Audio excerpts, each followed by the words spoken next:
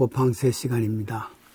운동하는 사람을 보면은 어디를 중점에 두느냐에 따라서 그 부위가 특별히 발전되어주고 또 발달되어집니다. 가령 축구하는 사람들 보면은 대부분 아무래도 하체가 잘 발달하지 않습니까? 역기를 하는 사람은 아무래도 상체가 잘 될 겁니다. 그래서 수영은 온몸 훈련이라 해서 좋은 스포츠라는 말이 있죠. 어떤 훈련에 따라서 어떤 부위가 발전이 되어 있다면은 영적 훈련도 그럴 것 아니겠습니까? 어떤 것에 강조하느냐에 따라서 달라집니다. 가령 우리 장로교의 경우에는 아무래도 말씀 중심입니다. 그래서 사경화가 많이 열리지요. 그렇게 되면은 머리 훈련, 아는 것은 많아질 수가 있습니다. 성경의 내용도 또 일반 세상 것도. 그러나 가령 순복음 교회는 말씀 훈련보다는 더욱더 기도 훈련에 열심을 더 있습니다. 그런 의미에서 가슴 훈련이라 그렇게 볼 수가 있습니다. 뜨겁게 가슴이 뜨거워지는 그런 훈련을 더 많이 한단 말이죠. 그래서 부흥회를 통해서 가슴 뜨거워지는 훈련이 많습니다. 그래도 근래 들어서는 장로교회는 순복음교회를 따라가고 순복음교회는 장로교회에 따라가서 둘이 합쳐져서 같이 훈련하는 모습이 있기 때문에 더욱더 발전적이라 그렇게 말할 수가 있습니다. 예수님께서는 어떤 훈련을 시켰을까? 제자들에게 어디에 치중했을까? 답은 온몸 훈련을 했습니다. 십자가 지시기 전에 집중적으로 열두를 훈련시키는 모습이 마태복음 16장과 17장에 나옵니다. 변화산에 있는 그 장소에 전후 나오는 내용입니다. 십자가를 지시려면은 사실은 남쪽으로 갈릴리에서 예루살렘으로 가셔야 됩니다. 그러나 12제자를 데리시고 반대 방향 거의 300마일쯤 떨어진 이스라엘 최북단 국경 멀리 헬몬산이 보이는 만년설이 보이는 산 아래 도시 가이사라 빌립보로 가서 훈련합니다. 왜 하필 이 방향일까? 도시의 이름을 보십시오. 가이사라는 말이 뜻은 황제라는 의미입니다. 로마 시대 때 황제지요. 황제라 하는 그런 말을 있습니다. 황제 숭배가 있던 거 아시죠? 황제가 곧 신이다, 하나님이시다 그 말이죠. 그리고 빌립보는 가이사 빌립보였으니까 빌립보는 알렉산더 대왕의 아버지 이름입니다. 그 아버지 빌립이 곳곳마다 정복하는 곳마다 이름을 도시를 명명해서 그것에 그리스 신전을 만들고 또 여러 가지 우상을 만들었습니다. 황제 숭배에다가 또 참 옛날 그리스 신전까지 있으니까 사람들은 그냥 지나칠 수가 없습니다. 거대한 신전 또 거대한 그 모든 것을 보면서 황제가 과연 신이십니다. 하나님이십니다. 가이사 큐리어스 웅장한 대리석 석전이 있고 건축물이 있고 남녀 조각상들 그곳을 지나가면은 그냥 지나갈 수가 없습니다. 무릎을 꿇고 과연 황제가 신입니다. 그래 고백하는 때란 말이죠. 그곳에 갔습니다. 평양에 가보면은 누구든지 제일 먼저 저 평양의 주석궁에 가서 무릎을 꿇어야 됩니다. 꽃도 한두 개 헌화하고 말이죠. 왜냐하면 주눅들 수밖에 없습니다. 마치 일제시대 때 신사참배도 그랬으리라 봅니다. 자, 이 거대한 신전 앞에서 가난한 어부들, 고기잡이밖에 모르는 사람, 이 어부들에게, 이 시골 어촌 촌부들에게는 주눅들 수밖에 없습니다. 지나가는 사람들이 황제여 신입니다 고백하고 지나갈 때 이들의 마음은 어땠을까? 정말 점점 조여오는 주위의 환경 때문에 어쩔 바를 모르는 그런 상황인데 예수님께서 너희는 나를 누구라 하느냐? 이럴 때 베드로가 말합니다.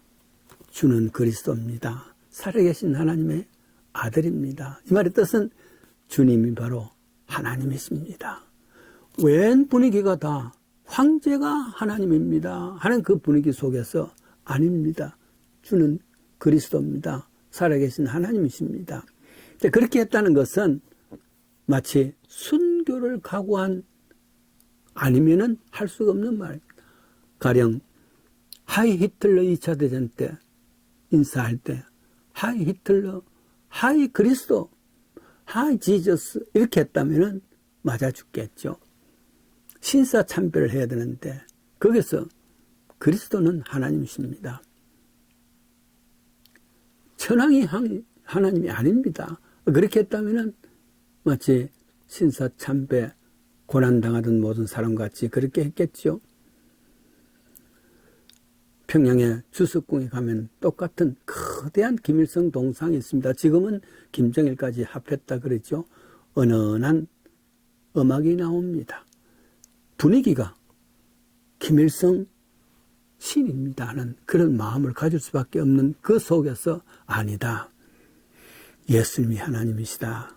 고백한다는 것은 참으로 위대한 고백입니다.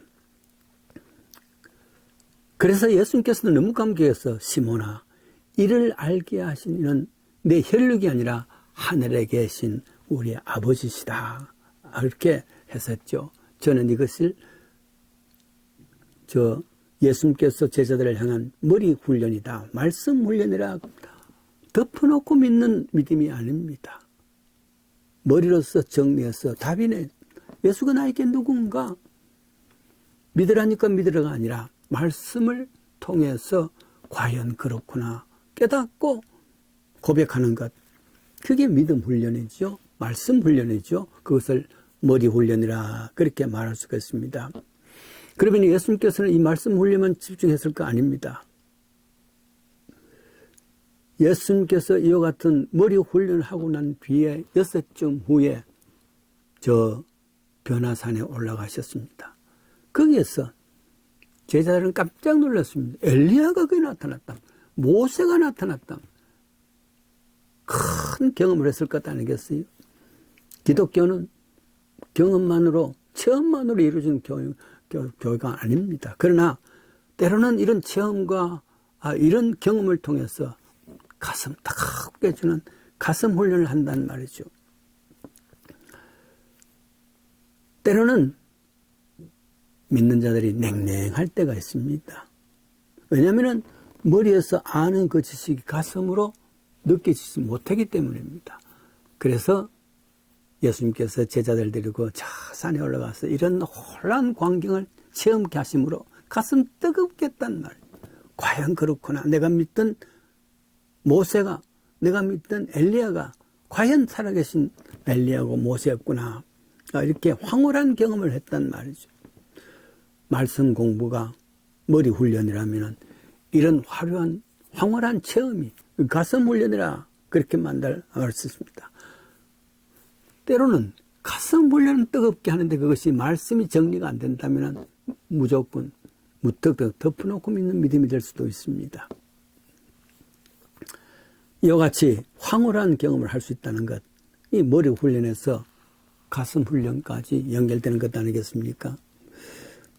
제가 어릴 때 그래도 나를 인도하시던 목사님께서 자주 저희들을 데리고 밤에 산기도를 훈련하게 한 것 참 감사한 일이죠.